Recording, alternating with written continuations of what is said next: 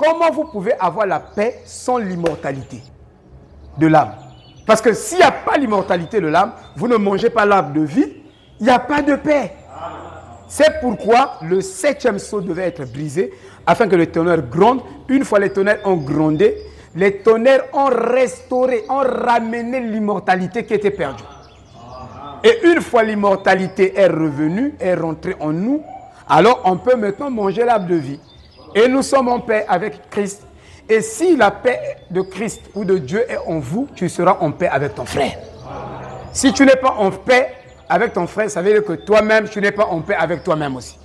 D'abord, pour avoir la paix avec le frère, tu dois avoir la paix avec toi-même. Donc tu te bagarres d'abord avec toi-même.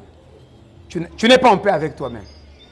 Comment tu pourras avoir... Donc, il est Dieu de paix. Les attributs de Dieu ont pris leur cours dans cet âge-là. Il y a beaucoup des Écritures qui se sont accomplies ici. Vous voyez?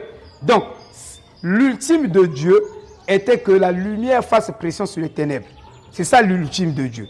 Que la lumière chasse les ténèbres, afin de ramener l'immortalité dans l'âme, afin que l'épouse, tous les membres de l'épouse qui seront enlevés savent qu'aujourd'hui, maintenant, nous sommes devant l'arbre de vie. En train de manger l'arbre de vie. Mais si tu es que pentecôtiste, tu viens en touriste, tu sais que tu n'es pas enlevé, tu es la Vierge folle, tu ne sais pas que nous sommes en train de manger l'arbre de vie. Parce que l'immortalité a été restaurée. Vous devez sortir des traditions. Frère Branham dit que ce messager viendra nous sortir des traditions pentecôtistes et dénominationnelles. Donc nous devons rentrer dans la vraie compréhension de la parole. Amen. Je lis encore quelque chose. Nous devons rentrer dans la vraie compréhension des Écritures. Sinon, on n'aura que l'héritage pentecôtiste. Et ça ne sera pas bon. Et ça ne sera pas bon. Je vais terminer par ça. Je vois... Hey, il est quelle heure? 18h combien? 23, 22 ou 23. Nous devons sortir de ces traditions pentecôtistes, dénominationnelles. Sinon, on aura la compréhension. Avec la compréhension pentecôtiste, tu ne seras pas vivifié pour l'enlèvement. Tu n'auras pas la foi de l'enlèvement. Dis que Dieu est à côté. Toi, tu comprends la parole comme un pentecôtiste. Il y a une autre compréhension. On appelle ça la compréhension de l'heure des Écritures. Et si tu n'es pas dans cette compréhension de l'heure, c'est difficile que le Saint-Esprit te vivifie.